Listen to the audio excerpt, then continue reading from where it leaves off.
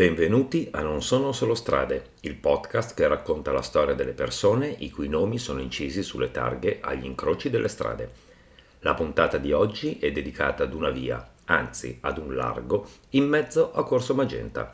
Eccomi in largo Enzo Tortora. Enzo Tortora nacque a Genova da una famiglia di origini napoletane. Fin dalla giovane età dimostrò una vena artistica collaborando con la compagnia goliardica Mario Baistrocchi e intrattenendo il pubblico con testi originali. Dopo aver completato gli studi al liceo classico si avvicinò al mondo della musica, esibendosi come percussionista nell'orchestra di Totò Ruta nei nightclub di tutta Italia. Successivamente si laureò in giurisprudenza presso l'Università degli Studi di Genova, ma ben presto il suo interesse per il giornalismo e la comunicazione lo portò a lavorare con Paolo Villaggio e a soli 23 anni a entrare nella RAI. Qui iniziò la sua carriera televisiva e radiofonica, collaborando con personalità come Piero Angela e Luigi Marsico e dirigendo il giornale radio Campanile d'Oro. Negli anni successivi, Tortora divenne un volto noto della televisione italiana, conducendo programmi di grande successo come Primo Applauso, Voce Volti della Fortuna e La Domenica Sportiva.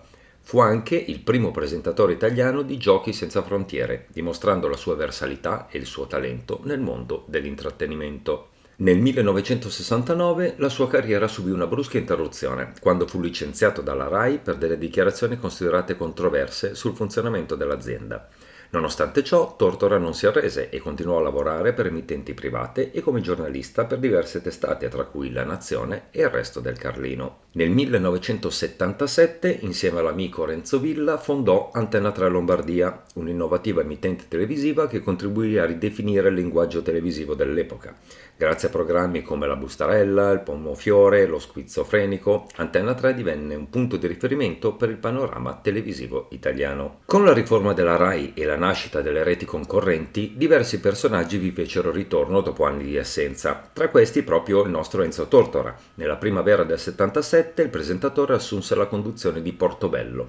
La trasmissione ebbe un successo strepitoso, battendo ogni record di share realizzato fino a quel momento. Purtroppo il destino di Tortora prese una svolta drammatica nel 1983, quando fu arrestato con l'accusa di traffico di stupefacenti e associazione camorristica.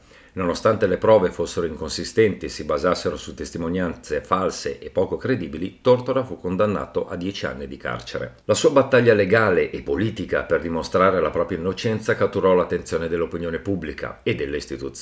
Tortora fu eletto eurodeputato e continuò a lottare per la sua riabilitazione. Finalmente, nel 1986, dopo 7 mesi di carcere e gli arresti domiciliari, Tortora fu assolto dalla Corte d'Appello di Napoli. Il suo ritorno in televisione nell'87 con il programma Portobello fu atteso veramente da tanti. Tortora morì prematuramente nel 1988 a causa di un tumore polmonare, ma il suo coraggio e la sua resilienza rimangono un esempio di determinazione e dignità per tanti. Le sue ceneri riposano al cimitero monumentale di Milano, accanto a una copia del libro di Alessandro Manzoni, Storia della colonna infame, simbolo della lotta contro le ingiustizie della giustizia.